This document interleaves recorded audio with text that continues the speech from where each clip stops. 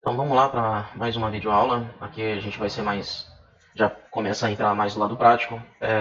Eu já fiz a apresentação de algumas áreas aqui do Lightburn. A gente vai ver no modo mais prático. A princípio, esse projeto que veio apresentar aqui, que eu vou apresentar aqui, ele é um projeto de uma tábua que eu achei muito bacana. E aí eu me vi na necessidade de diagramar ela dentro do programa para me trazer isso. Antes de ter colocado isso daqui, né, a gente fez uma estimativa de mais ou menos qual seria uma área interessante, tanto para a área onde seria o pegador dessa tábua, a área do desenho, o que seria considerado um diâmetro, área, enfim, para a gente colocar os apetrechos. A gente fez, isso daí pode ser feito tanto num desenho manual ou com uma régua, para a gente ter uma estimativa. E aí eu diagramei as proporções desse desenho. É, e aqui a gente percebe que a gente tem uns detalhes, né? Você vê ela arredondada nas laterais, aqui geralmente a gente usa uma fresa para poder fazer isso daqui. E, e aí eu gostei do desenho que estava atrás dela. A partir de duas ideias eu criei uma ideia só. Então, para mim criar esse tipo para mim executar esse tipo de trabalho, óbvio, a gente vai ter uma noção de dimensão, né? A gente vai ter que ter um gabarito para a gente poder criar isso daqui, né? Então, na marcenaria, a gente tem dois processos. Primeiro processo, criar a tábua dentro dos padrões que a gente quer, que vai ser utilizado dentro do programa. O segundo passo é colocar dentro do nosso gabarito, né? Esse gabarito vai ser reaproveitado futuramente, para a gente ter o rastreamento de onde será colocado o desenho. Isso daqui é muito importante quando a gente fala de gravação. A gente não quer que, por exemplo, essa gravação dessa folhinha aqui ela esteja torta, não quer que ela jogue para o lado aqui. E a nossa máquina ela não tem capacidade de fazer o rastreio da peça. Isso é completamente manual. Então, a gente precisa sim de ter o gabarito e precisa sim de ter fazer um rastreio para a gente executar esse trabalho e ele fique perfeitamente igual toda vez que você fizer um novo trabalho. Então, considerando aqui, a gente tem uma borda, essa borda aqui geralmente a gente tira, né? A gente coloca um afastamento, né? A gente vai ver isso aí no desenho, para que a gente coloque aqui a nossa arte dentro da tábua e que ela não fique com risco de ficar muito na extremidade e acabar falhando uma parte da nossa gravação. E isso é um costume, depende de cada projeto, depende de cada forma em que é trabalhada, não é regra, tá? Tudo isso daqui é uma parte do aprendizado que eu tive, que eu estou passando por aqui. Então, levando em consideração que esse daqui é o nosso trabalho, eu quero executar exatamente essa tábua, eu criei aqui as nossas medidas, né? Eu vou copiar aqui primeiro esse vetor aqui que está em azul, vou explicar por que cada um tem uma cor específica, e a gente vai ver que a gente tem aqui, além do verde aqui, tem uma corzinha extra aqui, está agrupada aqui, vou desagrupar, e a gente tem aqui uma sobrecor aqui. Esse projeto aqui ele foi executado de uma forma um pouco diferente que eu costumo fazer. Porque geralmente eu coloco uma configuração que a gente vai utilizar para traçar e uma outra configuração que vai ser para a gente colocar preenchimento. O preenchimento em si ele dá uma para exemplificar isso daqui, eu acredito que seja melhor que eu coloque isso daqui na visualização para vocês entenderem. Cada linha dessa daqui ela equivale a um preenchimento. Quanto mais linhas eu colocar, é o que a gente chama de DPI. Quanto mais DPIs a gente colocar em espaço de preenchimento, mais lento vai ser o trabalho da nossa máquina. Se tratando de uma tilt-tree laser de 15 watts, a gente vai executar esse trabalho aqui em 16 minutos. Mas isso daqui ele tira uma margem ali de 20%, não sei porquê, na maior parte das vezes. Ela não calcula alguns milissegundos, que é às vezes até uns questão de segundos, que é da correia. A nossa correia, às vezes, ela não tem a mesma precisão do que é passado na execução. A correia, quando eu falo, são os motorzinhos que transportam o cabeçote do laser até o local para poder executar aquele tipo de trabalho. Então, você pode colocar sempre uma margem de 20% a mais, se tratando de um trabalho em que eu vou executar só esse desenho, né? A gente está falando de um trabalho muito extenso, 20 minutos para executar um trabalho só desse daqui. A gente levaria, então, para três, levaria uma hora. Vale a pena? Não vale. Então, às vezes, o que a gente faz? A gente diminui o DPI. Esse daqui é o primeiro trabalho que eu fiz, então ele ficou mais extenso desse jeito porque eu fui aprendendo a trabalhar com isso daqui. Eu vou dar um exemplo aqui. Nesse toque-toque aqui, a gente tem aqui o traçado só de preenchimento, né? Mas o que eu costumo fazer aqui para melhorar isso daqui, a gente ter um resultado mais interessante? O nosso vetor, a principal a característica que vai dar a identidade dele, dar a forma dele, é o contorno. Então o contorno não pode deixar de existir. A gente tem que ter principalmente o contorno. E o preenchimento a gente executa com a quantidade de DPI que fica interessante para o nosso trabalho parecer com o que a gente quer entregar. Então vamos lá, do que eu estou falando aqui? Eu vou dar um exemplo aqui no lado, eu vou deixar esse em off por enquanto, vou continuar com esse daqui, eu não esqueci, mas eu vou dar um exemplo aqui para poder ficar mais fixo essa ideia. Eu quero esse quadrado, porém eu quero ele preenchido, né? Eu quero que ele tenha, eu vou fazer aqui uma coisa mais interessante aqui, vou colocar aqui a altura de 25, vou colocar aqui, vou soltar aqui o cadeado para a gente poder mexer nas proporções e criar uma forma específica do que eu procuro, né? Vou fazer aqui uma cruz. Vou colocar aqui, acho que 15 tá bom. Aqui eu vou colocar 200 para baixo, 100 para cima, vou colocar 300 aqui. Vou criar um segundo vetor duplicando esse daqui. Dupliquei, temos um segundo vetor. Vou rodar ele aqui em cima. Essa parte aqui eu já expliquei, vou ser um pouco mais direto. A gente está falando de prática, qualquer coisa é só pausar ou diminuir a velocidade. E aí você tenta repetir isso por conta. Então eu vou rodar isso daqui a 90 graus. A gente já tem as duas peças que teoricamente comporiam a cruz. Eu vou aumentar isso daqui para 300. Vou colocar aqui, desconsiderando isso daqui, no centro aqui, né? Vou alinhar ao topo. E aqui eu vou jogar isso daqui. Eu tenho 15, né? Eu quero que a parte de cima fique com 100. Então eu vou jogar 115 para cima, porque eu estou somando a espessura desse daqui. Então aqui na minha posição X vou aumentar mais 115. E aí a gente tem mais ou menos o que seria a ideia da cruz. Eu vou colocar aqui um pouco para baixo. Deixa eu ver se eu tirar esses 15 fica melhor. Posso tirar até mais 5 aqui, ó. Vai ficar melhor ainda. Aqui eu acho que já ficou mais interessante. Nessa cruz aqui, eu quero que ela seja uma só. Então eu vou fazer o quê? Aqui tem dois vetores, eu quero que seja um só. Esses daqui são vetores de união de formas. A gente usa ele conforme a necessidade. Um deles eu vou estar unindo um ao outro, que é o que eu queria. O segundo deles, ele às vezes traz isso, às vezes não. Depende, ele também deve ser utilizado. Vamos ver qual que é aqui. A união booleana de duas formas. Geralmente a união booleana, ela faz o que? Ela tira o que está dentro das formas. Esse daqui é simples a união. Esse daqui ele vai unir as duas formas, tirando as linhas ou desenhos que estão internos, né, dentro de um e outro. Esse daqui a gente vai, tirei aqui, o que aconteceu? A primeira forma foi selecionada, depois com Ctrl apertei a segunda forma. Eu vim aqui e cliquei. A segunda forma vai ser a exclusão da primeira forma.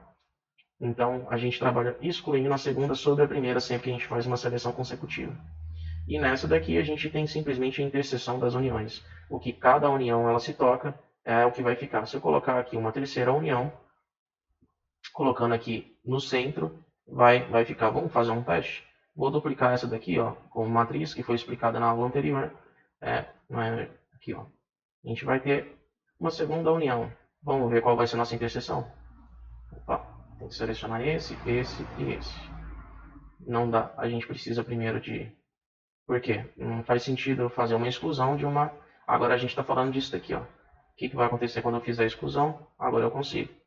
Né? Então, são união de duas formas. 3 formas ou mais não conseguem fazer o mesmo trabalho.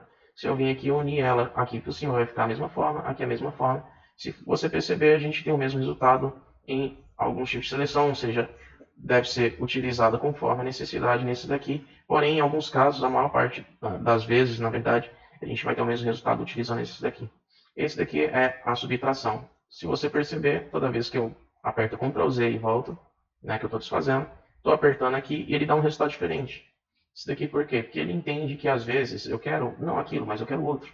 E aí eu vou lá, simplesmente aperto Ctrl Z para voltar um passo e faço a extração. Então vamos ao que interessa, a gente quer fazer a nossa cruz. E aí dentro dessa cruz, vamos ver como é que ela vai ficar aqui em visualização. Essa cruz aqui está toda preenchida, cheia de DPI. Né? Por quê?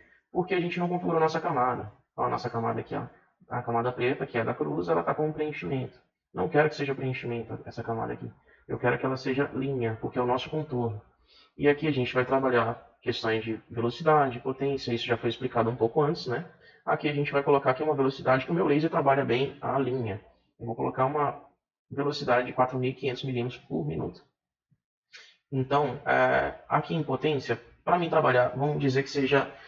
a potência a gente tem que escolher bem como a gente vai colocar, porque a potência depende do material em que você vai estar trabalhando. Um exemplo, se eu colocar uma potência de 60% para um material igual o cedrinho, né, se ele for da tonalidade escura, mais rajado, a gente vai ter combustão daquele material com muita facilidade, porque ele reage bem a queima.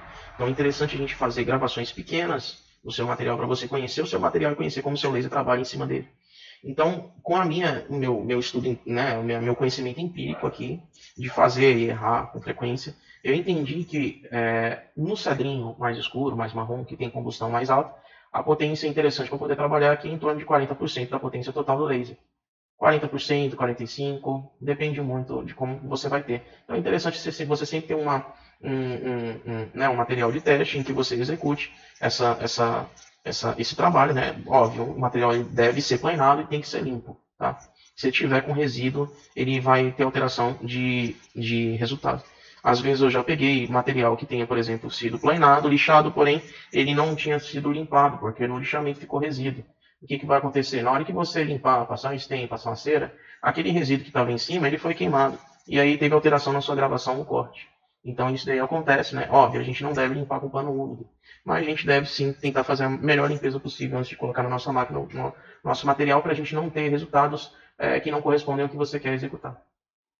Então, vamos lá. Vamos dizer que eu vou estar trabalhando com pinos. O pinos também tem uma combustão excelente. Ele corta igual manteiga, né? Ele já é interessante por ser mais clarinho, a gente colocar 50%.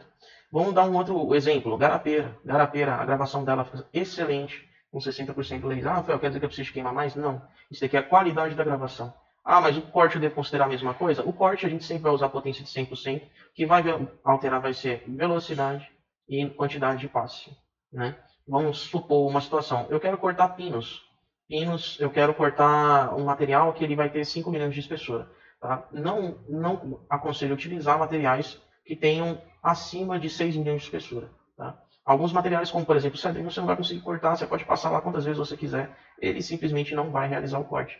Pode ser que em alguns pontos ele transpasse, mas nunca vai considerar, porque a potência desse laser que a gente está trabalhando, de 15 watts, da Two Tray Lasers, ele só consegue com uma potência X, né? Ele é um laser de diodo. Então, ele consegue apenas com uma potência até um certo limite, é limitado. Então, o que vai acontecer? Ele vai queimar, você vai ver combustão, você vai ver fogo, fumaça pra caramba e você não vai conseguir cortar. Então, vamos voltar ao assunto. Eu sei que garapeira e pinos, por teste empírico, eu consigo cortar. Quantas vezes eu preciso passar num pinos de 5 milímetros, por exemplo? 12 passes, 13 passes, é mais ou menos uma quantidade razoável para a gente conseguir fazer o corte. Não quer ficar na dúvida? 15 passes. Tá? Às vezes é melhor você aumentar um pouco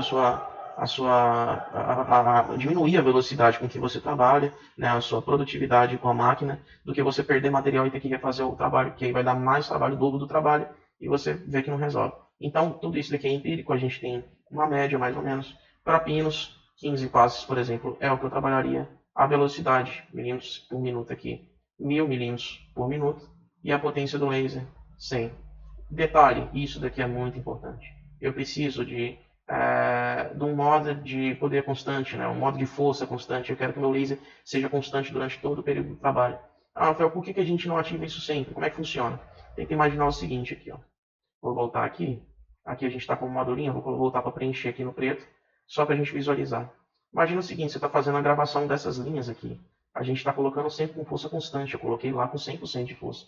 Ele vai bem devagar nisso daqui. O que vai acontecer em qualquer material? Toda vez que for passar essa linha aqui, ó, vai bem devagar. Estou trabalhando uma velocidade de corte. Ah, mas Rafael, a gente pode aumentar? Pode. O que vai acontecer? Você está colocando uma potência que não é para aquele tipo de trabalho. Eu quero gravar na peça. Então eu quero só riscar ela.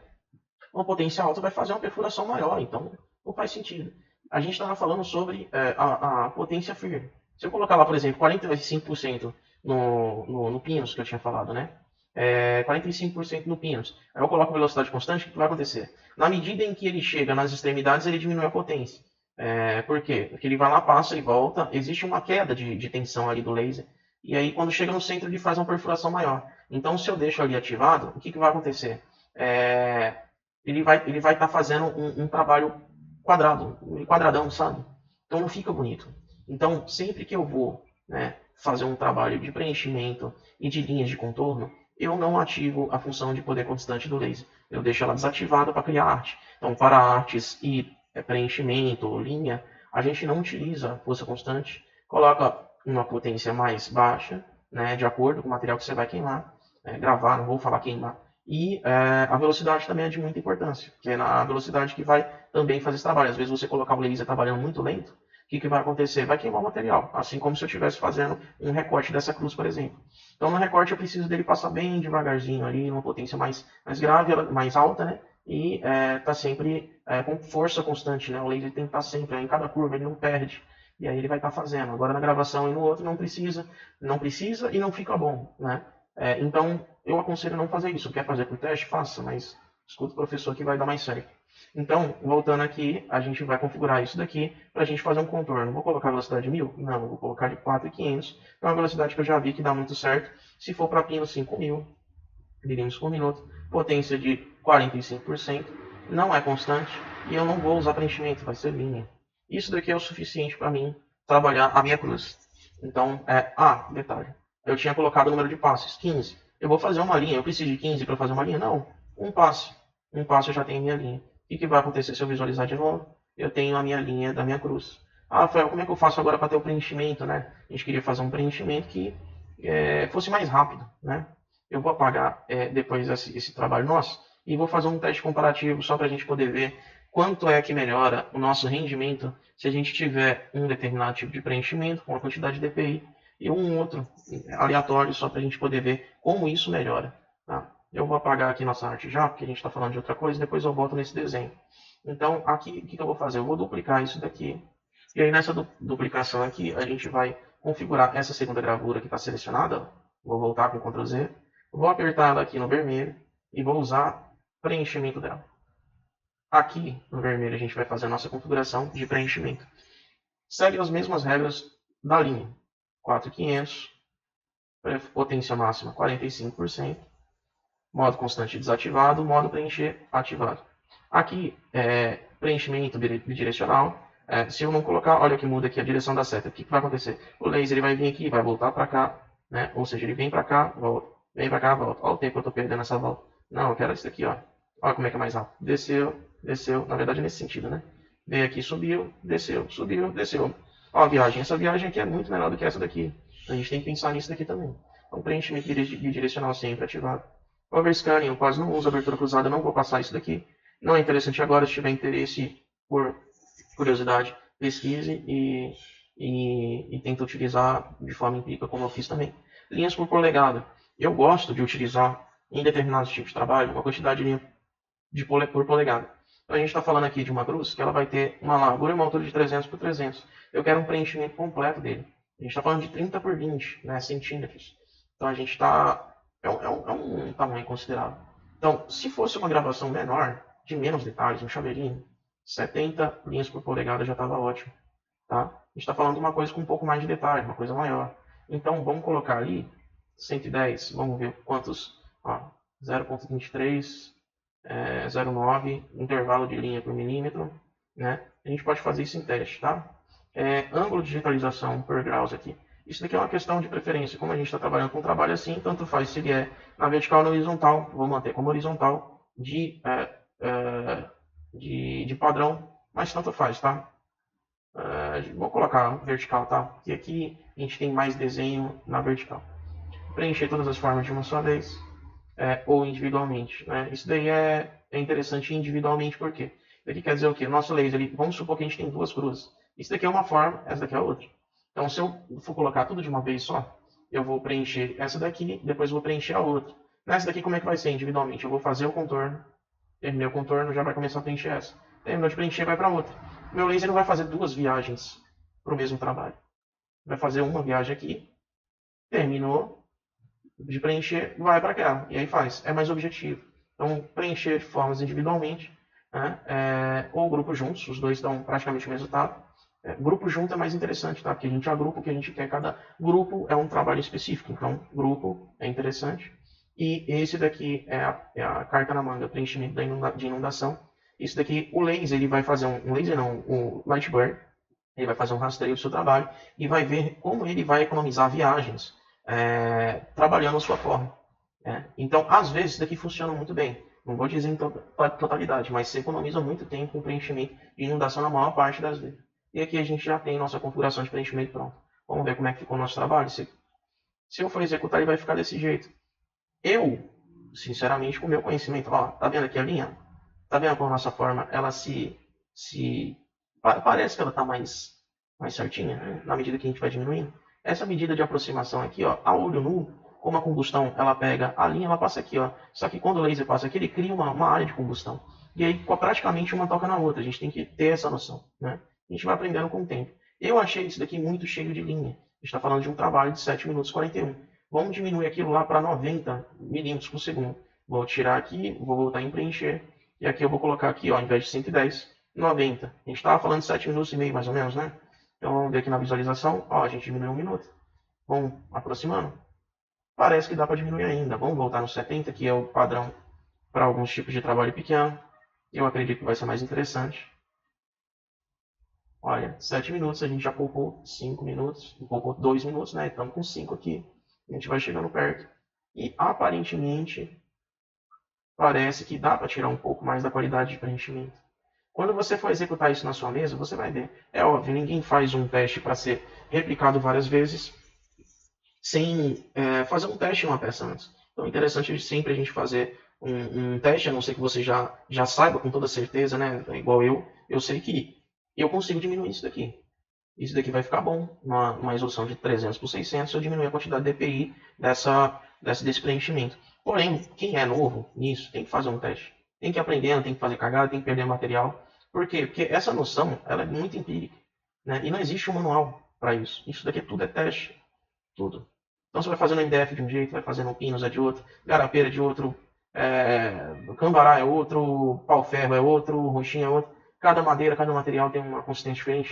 Já fiz teste até com acrílico, com vidro. Cada material ele reage de uma forma muito específica. Isso é da natureza do que a gente está fazendo. Então, sem mais delongas aqui, vou diminuir aqui o preencher. Vou colocar aqui 40 ms. Para mim tá ótimo. Linhas por milímetro aqui. Eu acho que tá ótimo. Isso daqui, ó. É isso que eu quero. Vamos colocar aqui isso daqui em tela cheia. Ó, parece que tem uma lista branca aqui ó, no meio, mas essa lista branca aqui ela passa imperceptível no resultado do trabalho.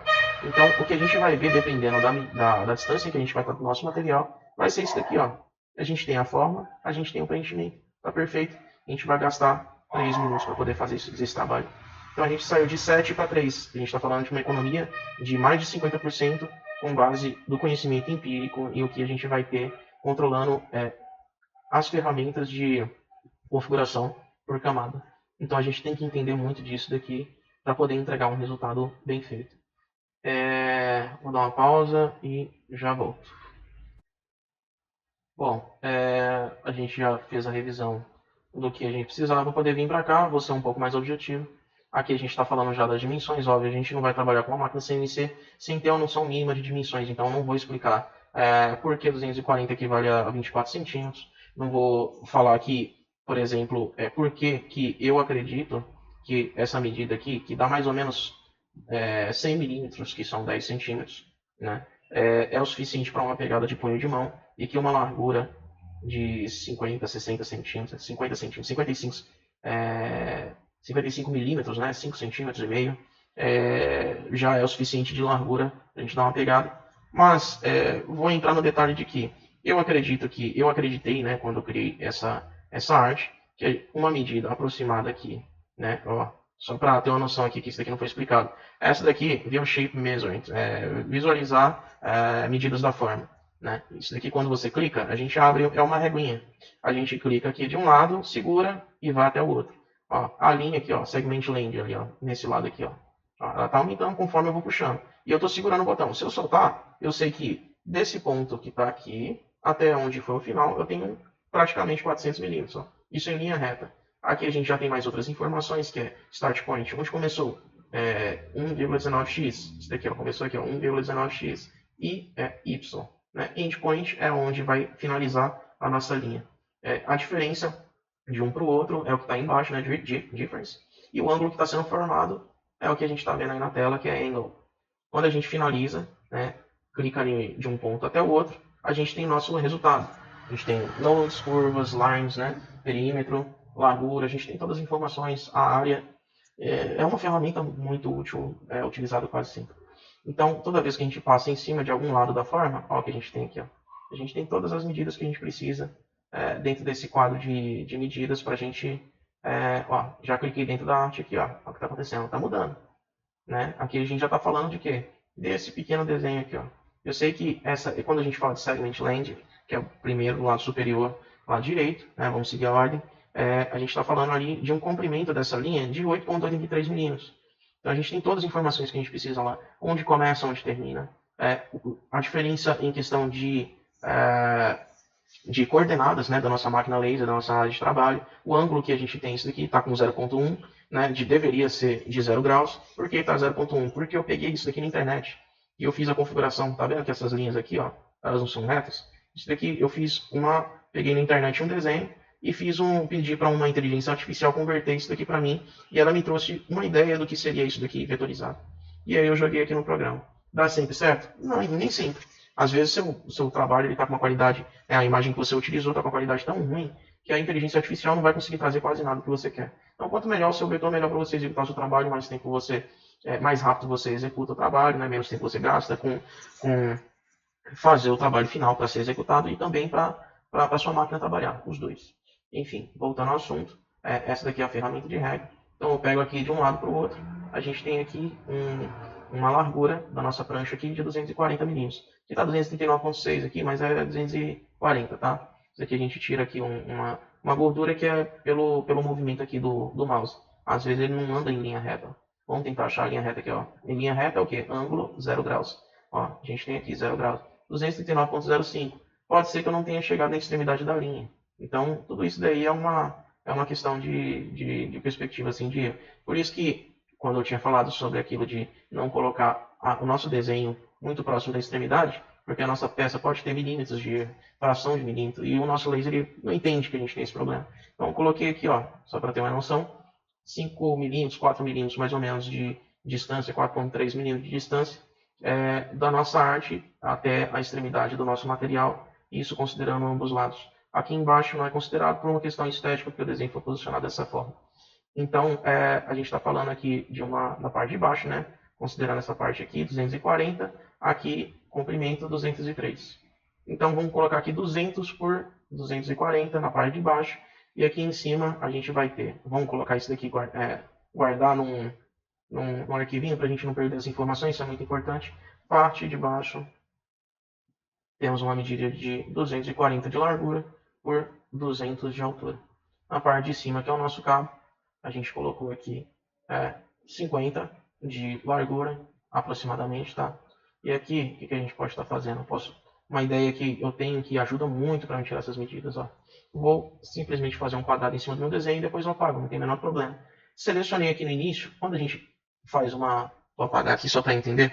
Quando eu seleciono o quadrado aqui e vem em cima do meu material, ó, ele dá uma travadinha aqui quando a gente vai em cima. Na hora que eu for selecionar aqui, ele vai em cima da linha. Ó, ele foi em cima da linha. Vamos ver se foi em cima da linha. Ó, então, aumentando o máximo aqui no rolamento. Está exatamente em cima. Então, na hora que eu for clicar aqui, ele procura o objeto mais próximo e ele faz uma espécie, a gente chama isso de ancoragem. É quando ele se anexa a um tipo de forma que tem no nosso trabalho e ele começa por ali. Vou apagar aqui para poder exemplificar o que eu queria. Vou aproveitar dessa ancoragem para me tirar a medida da minha forma.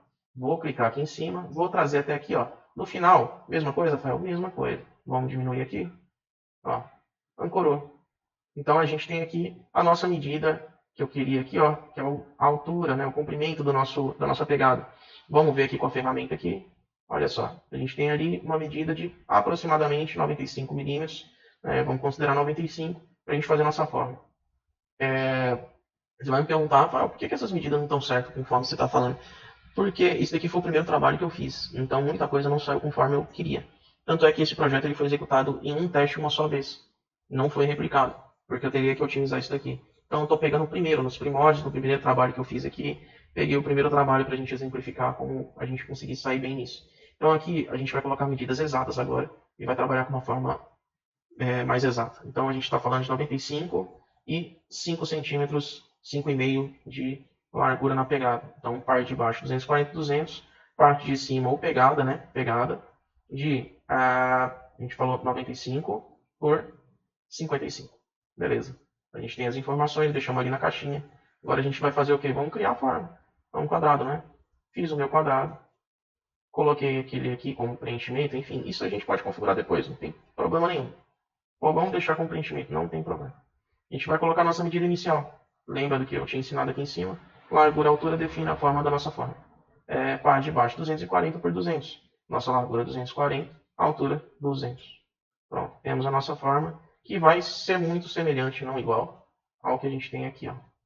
Vou colocar aqui à esquerda e ao fundo. A gente tem praticamente uma cópia. Não é exato porque, como visto, né, a gente colocou ali uma gordura, né, como eu falei, o nosso trabalho agora vai ser mais preciso. A gente tem aqui ó, uma aproximação da largura, uma aproximação da altura. O que saiu errado aqui? Eu não fiz exatamente igual para a minha forma. Se eu for pegar isso daqui ó, e colocar aquela mesma ideia do quadrado aqui e jogar aqui embaixo, eu vou ter uma medida de altura de 202,582. Eu vou excluir, vou jogar um pouco para o lado só para a gente ter a mesma noção. Olha só o que a gente tem aqui. Deu a mesma altura? Não, a gente está se tratando de uma forma irregular. Então, essa forma, não existe um padrão certo, uma medida certa. Então, isso daqui era para dar errado. Eu teria que refazer esse trabalho. Vamos fazer direito agora? Eu criei o vetor, ele está quadrado. Se eu pegar qualquer forma e colocar aqui em cima, ele vai ter exatamente 240 de largura, desse ponto a esse, em qualquer momento. Aqui é a mesma coisa. É como se eu tivesse cortado uma peça fora do esquadro ou com uma ferramenta manual. Tivesse pegado o serrote e feito isso daqui. Ó. A gente tem em cima de um desenho, uma aproximação do que seria o que a gente vai fazer. Então, beleza, Rafael, a gente fez um quadrado e o resto. Agora a gente vai pegar a pegada. Pegada 95 por 55. Vamos criar um quadrado qualquer. Nossa largura 55, altura 95. A gente tem uma aproximação do que seria. Então, vocês estão vendo aqui, ó, criei um retângulo, fiz um, criei outro retângulo, fiz outro. Vim aqui, alterei a altura e a largura de cada um deles. Cliquei na minha seta, sempre que eu quiser mexer com eles, eu tenho que vir aqui em cima e clicar em cima do mouse. Algumas coisas eu não vou estar explicando 100%, o curso ele não requer uma prática mais rápida, né? Então é necessário que você, por conta, vá mexendo no Lightburn e aprendendo com isso daí, para poder chegar na aula, pegar o que o professor está falando de forma mais rápida. Às vezes, na primeira vez, não vai ser, vai pegar aqui, vai fazer o teste assistindo a videoaula, e dessa forma é a dinâmica de aprendizado. Então, voltando aqui, selecionei a primeira, selecionei a segunda, quero centralizar essa daqui com essa. Se eu quiser centralizar no centro, é só isso daqui. Pronto, ela vai estar aqui com a mesma medida daqui de baixo, aqui, ou seja, justificada com a nossa peça. Agora eu quero que ela vá para cima, ao topo. Ela encostou aqui, certo? Só que eu quero ela aqui em cima. Qual vai ser o quanto eu tenho que jogar lá para cima, ou a altura da própria peça, então 95. Vou copiar isso aqui com Ctrl C, venho aqui em Y, adiciono os 95, e aí a gente tem mais ou menos a nossa forma montada. A gente percebe que a gente tem aqui arcos em cada parte, né? E isso é importante. Então vamos fazer primeiro, antes de montar os arcos, a união da nossa peça. Selecionei o primeiro, Ctrl, pressionado, selecionei a segunda. Esse daqui são as uniões de forma, né? Os trabalhos de união de forma. Unir as formas. E aí a gente tem aqui mais ou menos o nosso material. Então, agora eu quero arredondar as nossas formas. Essa ferramenta aqui embaixo é arredondamento de canto. Então, aqui, né, vamos pegar mais ou menos o que seria o arco desse daqui, para a gente ter uma referência do que seria interessante. Ó. Aqui a gente tem aqui o nosso resultado aqui, line, segment, management. Não, aqui não tem o que seria o nosso arco. Mas aqui a gente consegue, através daqui, ó, pegar mais ou menos qual seria o nosso raio. Né? A gente está falando aqui, ó, se a gente for pegar isso daqui e considerar mais 4 vezes esse negócio aqui, a gente tem mais ou menos um raio de 12 milímetros. Né? Vamos ver se a gente consegue o resultado próximo. Selecionei a peça, cliquei aqui em rádios, né? E aqui em rádios, a gente vai colocar aqui embaixo quanto que é nosso arco. A gente tinha falado de 12, né? Então 12. Cliquei aqui, cliquei aqui, aqui, isso, aqui em cima e aqui. Se eu quiser parar por aqui, está feito. Se eu não quiser, continuo fazendo. Aqui e aqui. Pronto, a gente já tem o gabarito da nossa forma, que tem uma semelhança muito próxima do que foi colocado aqui. A gente quer criar uma bolinha que é para poder passar o dedinho, né? Ou guardar ela na parede e tal. A gente está falando aqui de 55. Se a gente for considerar esse daqui, essa forma aqui, a gente está falando de